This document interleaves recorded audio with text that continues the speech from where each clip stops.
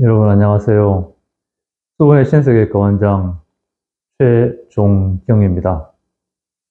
오늘은 방사선 직장염에 의한 항문 출혈에 대해서 말씀드리겠습니다.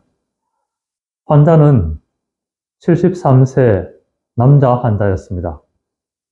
그는 10년 전에 전립선 암 상기로 전립선 수술을 받았습니다. 그리고 방사선 치료를 7회 정도 받았는데 전립선 암 수술을 받고 방사선 치료를 받아서인지 소변이 조금 새고 변도 조금 샌다고 했습니다.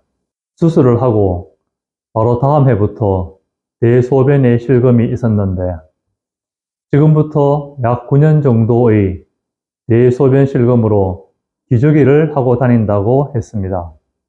그렇게 이럭저럭 지내던 환자는 한 열흘 전부터 대변에 피가 나더라는 것입니다. 그래서 걱정이 되어서 본원에 내원을 하게 되었습니다. 진찰을 하러 온 환자에게 저는 여러 가지를 물어보고 항문압 검사와 항문 초음파 그리고 직장경 검사를 했습니다. 환자의 검사를 해보니 그 결과는 괄약근이 상당히 약해져 있었고 보통 30세 남자의 4분의 1 정도의 크기로 괄약근 굵기가 나타났습니다. 그리고 항문압도 꽉 짜서 버틸 수 있는 스퀴징 프레셔는 거의 정상이나 가만히 있을 때 항문이 닫혀 있는 레스팅 프레셔는 정상인의 반도 되지 않았습니다. 그래서 환자에게 검사를 다 마치고 설명을 했습니다. 전립선 암 수술을 하고 10년이 되었으면 전립선 암에 대한 치료는 잘 되었다고 했습니다.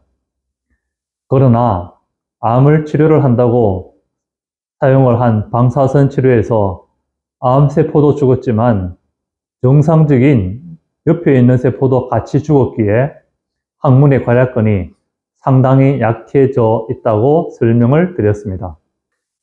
그리고 항문에서 피가 나는 것은 방사선 치료에 의한 직장염이 생겼기에 우선 약으로 방사선으로 인한 직장염과 변실금을 치료를 하자고 했습니다. 그리고 8주 정도 경과를 보고 다시 검사를 하고 그때에도 경과가 호전이 없으면 다른 치료를 고려하자고 했습니다. 환자는 이 질환으로 고민이 상당히 많이 되었는데 저희 병원에 내원하여 조용한 설명을 차분하게 듣고서는 상당히 안심을 하는 듯해 보였습니다. 그리고 환자가 하는 말이 소변이 샌다고 하니 대학병원에서 시술을 하자고 했는데 본인이 그냥 싫어서 거부를 했다는 것입니다. 그래서 환자에게 대학병원 의사에게 환자 본인이 할 수 있는 질문에 대해서 말씀을 해드렸습니다. 그 소변 수술에 대해서 수술 방법이 어떠한 것인지 물어보고 이 수술을 받으면 얼마나 호전을 기대할 수 있는지 그리고 어떻게 좋아지는지 과정을 물어보라고 했습니다.